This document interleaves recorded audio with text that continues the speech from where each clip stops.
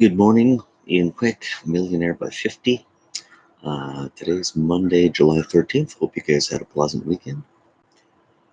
It occurred to me over the weekend that often people, myself included, I think we've all been um, guilty of this at one point, is that we get involved with projects we're excited in at first, and then after a while, you start to lose momentum. You're just not as excited anymore. It's become routine, which probably a good thing. It's setting in the paradigms, but it's routine you're not excited about, so not so much, and then you eventually drop it. I mean, how many people have just think about those people New Year's resolutions. I'm gonna work out every day. They buy that gym membership. They go for the first month, and then they just kind of start delaying, and they skip a day here and there, and then they kind of fall behind. Staying motivated is difficult.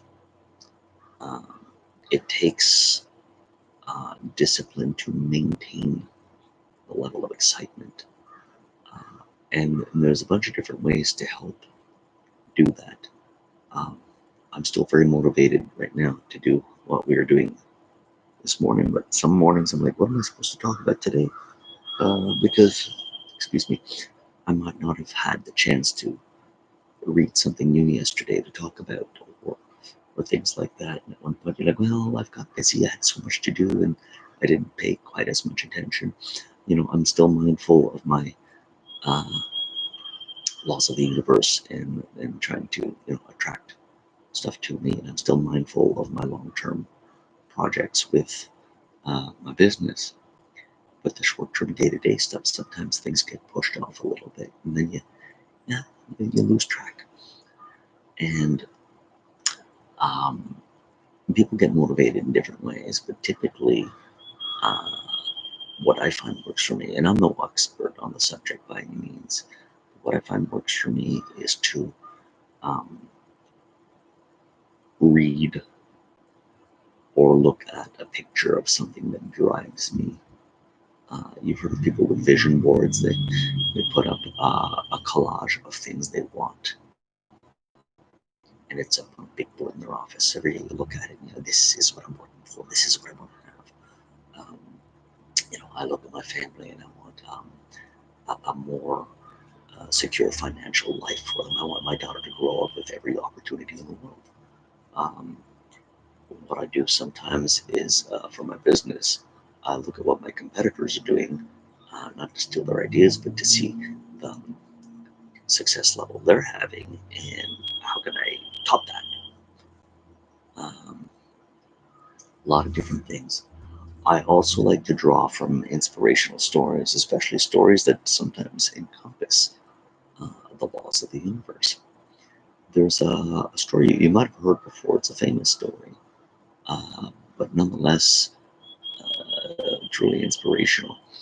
About Jim Carrey.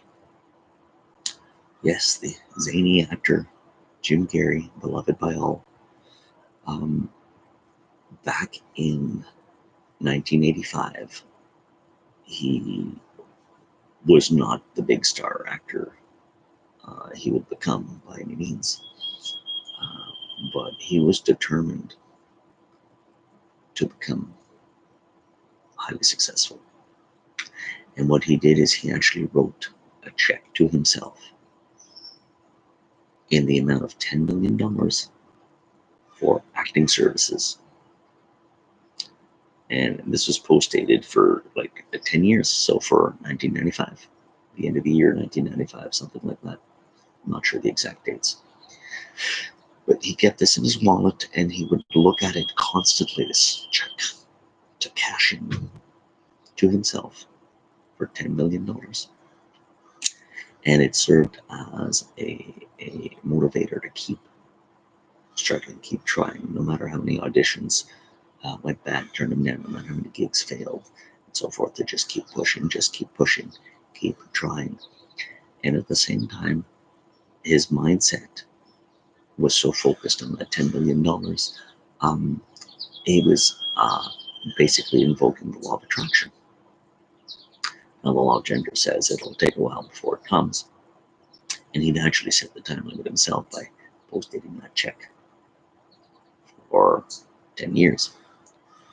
But in late 95, just a little before that deadline on that check came up, Jim Carrey, at that point, had had the success of Ace Ventura and The Mask, and was hired to do Dumb and Dumber. And his contracted salary for that was $10 million, which, by the way, at the time was the highest salary ever paid to an actor for a movie. He's the first actor to break the $10 million barrier. Nowadays, it's not a big deal anymore. But this was 25 years ago, inflation even being what it was.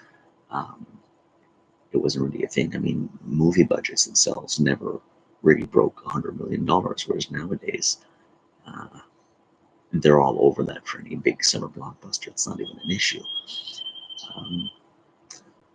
But he kept this check as a point of focus to stay motivated. And it drove him to success. It attracted that very thing he was looking for. And he became one of the hottest stars of the 90s and 2000s. Highly in demand. And established some classic films and characters. He created his success. He manifested it. And he stayed motivated. One of the things, I've not written myself a check for $10 million, but I'm doing this vlog, which is a constant reminder and motivator that I will make $1 million in the next 2.5 years. This is my check. And to keep me motivated for doing this as well, I read my wants daily, that little list of things I want. I read it daily, and this is what it is for me. My wife has a vision board. She's a little more visual. She works on the vision boards. I find, to me, they kind of fade in the background after a while. I don't notice them as much. But if I'm forced to read something, I have to pay attention to it. So everybody has their own little trick that works.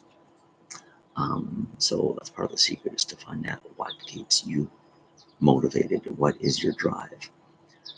There are countless books written on the subject, I am sure, with different techniques. But it is what it is. And this is what keeps me going. This is what keeps me getting up at 5:30 in the morning, taking care of the dog, and then coming up here to do a live video at around 6 a.m. Even though I could be sleeping in. I want to do this. I am motivated. Why?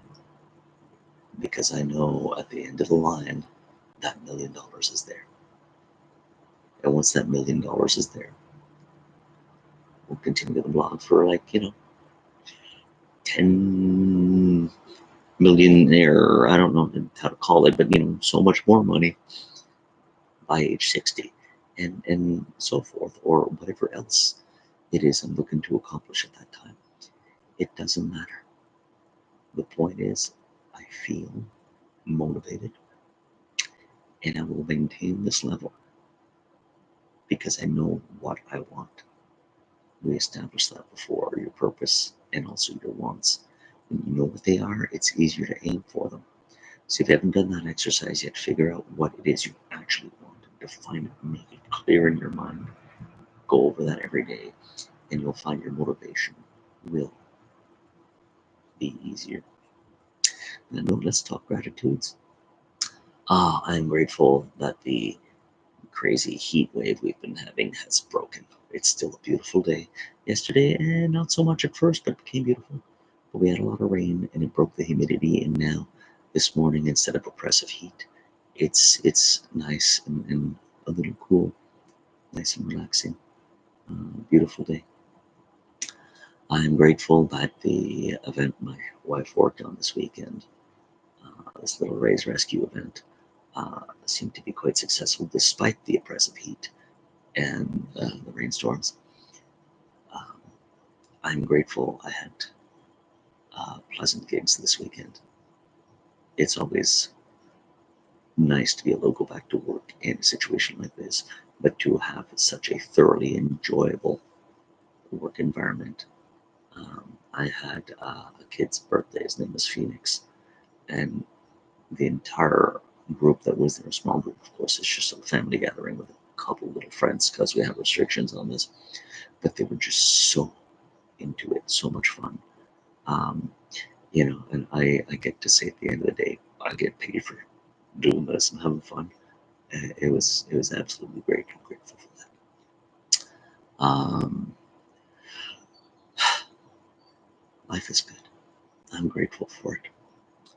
On that note, I will leave you for today and see you tomorrow.